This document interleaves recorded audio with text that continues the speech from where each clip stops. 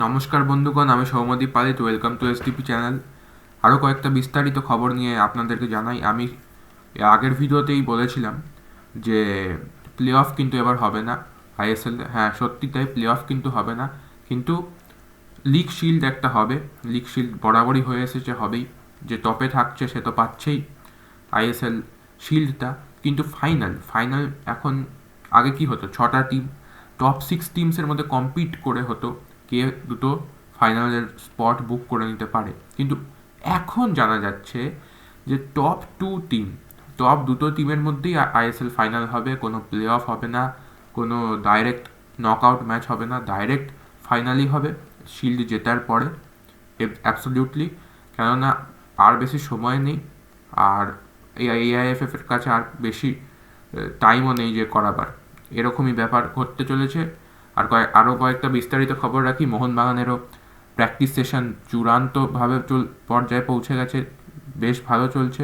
প্লেয়াররা খোশ মেজাজে খেলছে, প্র্যাকটিস করছে। ইস্ট বেঙ্গলেরও ঠিক তাই। অস্কার ব্রুজো এসে একদমই ঢাকের কাঠি বাজিয়ে দিয়েছে, ইস্ট বেঙ্গলকেও সেইভাবেই অনুশীলন করাচ্ছে। মোহামেডান কিন্তু অনুশীলন এখনও স্টার্ট করেনি সেইভাবে, প্লেয়ারদেরকে ডাকেনি, জানি না তারা কি করবে, কেননা তাদের কাছে বেশি অপশানস নেই, ফরেনার্স একেবারে নেই, ইন্ডিয়ান প্লেয়ার্সদেরকে নিয়েই চালিয়ে যেতে হবে।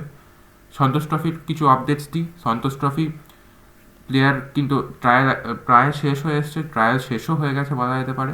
প্লেয়ার অনেক অনেক উঠেছে। সঞ্জয় সেনের হাত ধরে এই প্লেয়ারগুলোই বড় বড় প্রধানের হয়ে খেলবে, যদি তারা রবি হাঁসদার মতো চান্স পায়। তো আরও কয়েকটা বিস্তারিত খবর বলে রাখি। এএফসি কিন্তু রিজেক্ট করে দিয়েছে ইন্ডিয়ার, আর ওরা বলে দিয়েছে যে আপনাদের প্রপোজাল আমরা নেব না। এএফসি কিন্তু একেবারে বলে দিয়েছে যে we are not allowing Indian clubs to participate in AFC competitions, club competitions, তারা বলেই দিয়েছে একেবারে। আরও বিস্তারিত খবর দিই।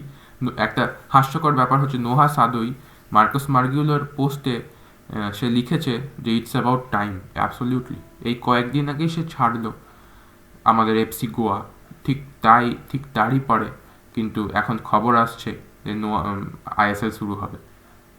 তাই নোয়া সাদইয়ের মতো আরও players, Tiri, Adrian Luna, Borja Herrera, Argentinian player যারা মোহামেডানে ছিল, এরা সবাই ছেড়ে দিয়েছে। সবাই গিয়ে কিন্তু ইন্দোনেশিয়ান লিগে পুট হয়ে গেছে।